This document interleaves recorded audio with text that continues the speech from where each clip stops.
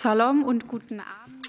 Salam and good evening. Salam, The Persian poet Rumi once asked his friend Shams, "But what about wounds?" And Shams answered, "They are the place where the light enters you." Dear Shaharzad Akbar, you have dedicated your life to easing Afghanistan's pain with your unshakable love for the people of this country. Your work speaks of being wounded, but nevertheless finding enlightenment. You build a better future for Afghans. It's a future you hope and fight for every moment of your life. Please forgive me for continuing in German so everyone can understand. Liebe Gäste, seit der Machtübernahme der Taliban since the Taliban took power, the people of Afghanistan are no longer living in a visible war. But the absence of bombs is not peace, and certainly not freedom. The horror remains. Afghanistan has been a maltreated country for decades. When I think of Afghanistan, the images immediately come to my mind. Images of fleeing Afghans, desperately clinging to airplanes at Kabul airport in 2021. They are trying to flee because they already knew back then what their lives would be like under Taliban rule. Even if these images hurt, we must not look away. We must not close our eyes, even if the world is burning in many places at the same time. It is bitter that it took a series of earthquakes and destruction to put the country back on the map of international attention. Dear Shaharzad, tonight is intended to draw our attention to your country. It should make us look, even force us to look, and that is a good thing. Tonight is dedicated to the future of Afghanistan, and who, if not you, stands for this future? You have shown unrivaled courage. Even as a teenager, you campaigned for a better future as a founding member of the Afghanistan 1400 youth movement. The future you believe in is called tolerance, translated into Dari, Rawadori. This is also the name of the organization that you founded in exile and which campaigns for the rights of people in Afghanistan. It documents the crimes of the Taliban and lets the international community see them. Your life is characterized by commitment to your country, even if it has become too dangerous for you to live there.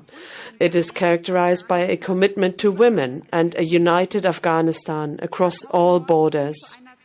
In 2019, at a time when it still seemed as if democracy could develop in Afghanistan, you became chairwoman of the Afghan Independent Human Rights Commission.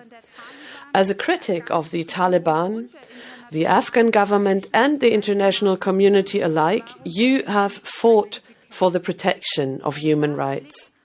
Your clear view of your country, your clear language of the situation in Afghanistan repeatedly defy the Taliban's propaganda. Your clear stance, your uncompromising commitment to human rights in Afghanistan are inspiring to all of us.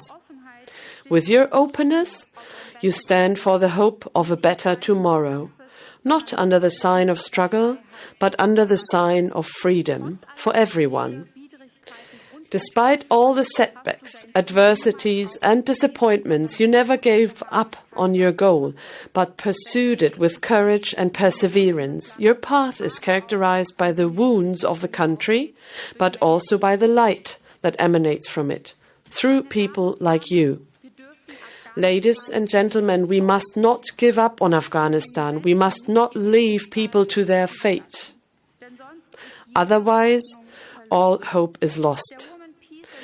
The Women, Peace and Security Index 2023-2024 by the Georgetown Institute for Women, Peace and Security has revealed that nowhere in the world is the situation of women as bad as in Afghanistan, and that cannot leave us cold.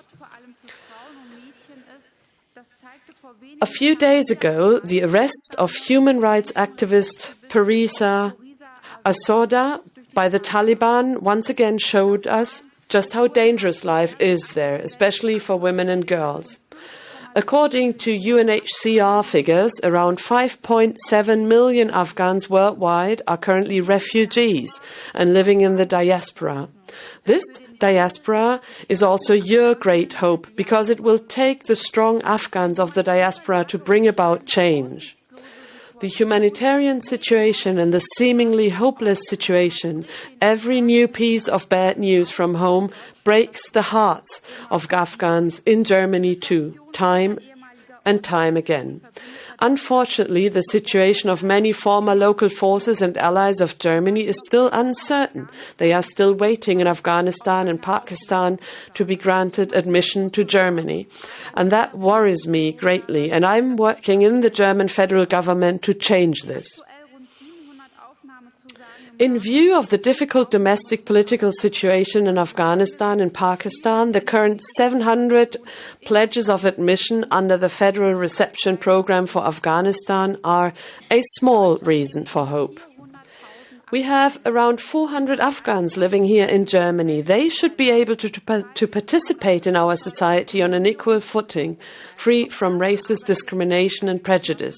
This is also what I work for every day as the Federal Government Commissioner for Anti-Racism.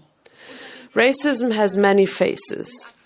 The different population groups in Afghanistan are also fighting over the question of who owns the country, as there is a lot of tension and discrimination between the ethnic groups.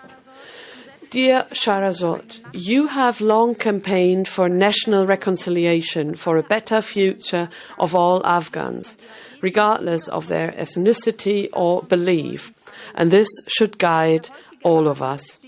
Tonight stands for a better future. So let's reflect on what gives us strength and confidence. You say it is the Afghans who are still resisting, risking their lives, being courageous. Their weapons are books, our education, our thoughts, hope. Perhaps you also hope that your sons will get to know a different Afghanistan. For me, it is also people like you. As long as there are courageous women like you who work tirelessly for a fairer world from a position of human strength, there is hope. And today's event also shows that Afghanistan's future is not sealed, but must be fought for together.